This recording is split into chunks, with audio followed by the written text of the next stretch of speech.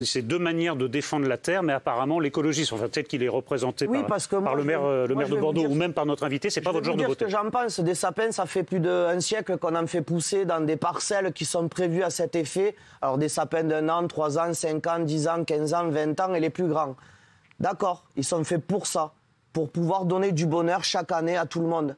Et oui, on les élève pour ça, pour donner ce bonheur aux gens. Alors je trouve que dans une période qui est quand même assez anxiogène... Mais des forêts pour le papier, pour les livres d'ailleurs. Bien sûr, bien sûr, bien sûr. Dans tout, la filature, le papier, ça va, bien sûr. Mais aujourd'hui, ça ne gêne en rien dans l'écologie. Par contre, monsieur, je vais vous dire, rendez la terre aux agriculteurs.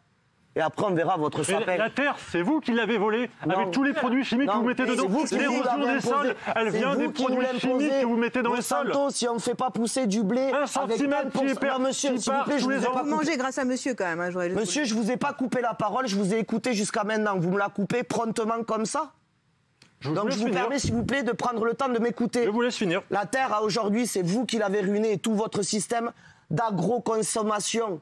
La terre, aujourd'hui, elle est ruinée à cause de quoi? Les lobbying. C'est tout. Laissez respirer la terre 1 an, sans rien y faire, et replanter quelque chose dessus. Ça pousse, monsieur. D'accord? Sur vos champs, ça pousse seulement des engrais. Sur mes champs, sur tous les champs du monde, monsieur.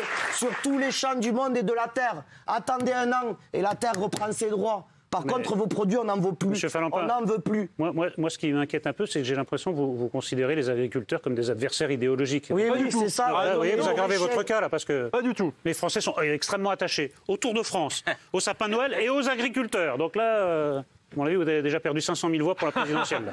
Moi, je fais pas campagne, mais... Oui, enfin... Ne faites pas, alors. Et c'est quoi une tradition? Vous ne faites pas campagne, c'est peut-être le problème. On parle de tradition. Monsieur nous parle d'une tradition qui a 70 ans. Celle de mettre des pesticides et des engrais dans le sol pour faire pousser. C'est quoi une tradition qui a 70 ans? C'est peut-être juste une mauvaise habitude. Peut-être. Qui c'est qui nous l'a donné? C'est presque mon âge, soyez poli. Vous les faites pas. Merci. Les engrais azotés sont responsables du changement climatique. Les pesticides sont responsables de l'effondrement de la biodiversité. Il est temps de changer de modèle. Et justement, avec le sapin, on peut y parvenir. Parce que par exemple, le sapin, au lieu de l'incinérer, comme c'est massivement fait pour la plupart des sapins jetables, on pourrait les broyer et s'en servir pour les champs, pour faire un paillage d'hiver qui pourrait permettre de protéger les champs et de leur redonner de la productivité. Non, alors déjà, le sapin, on ne s'en sert pas de paillage, il est putrescible et il tue les plantes. Donc déjà, on ne fait pas de paillage avec du sapin. On utilise du chêne, monsieur, on utilise du hêtre, on utilise ce que vous voulez, me faites pas du penser sapin. à quelqu'un qui se battrait... Vous n'allez pas m'apprendre mon métier non plus. Vous me faites penser à quelqu'un qui se battrait contre la torture en demandant aux gens de ne pas écraser des Playmobil. C'est absurde. Si vous voulez, Eric a dit quelque chose tout à l'heure de très juste. Ça arrive souvent. Vos propos, vos combats sont sans doute très justes, mais si vous les ridiculisez vous-même avant qu'on puisse avoir un accès intelligible au débat, vous tirez une balle dans le pied.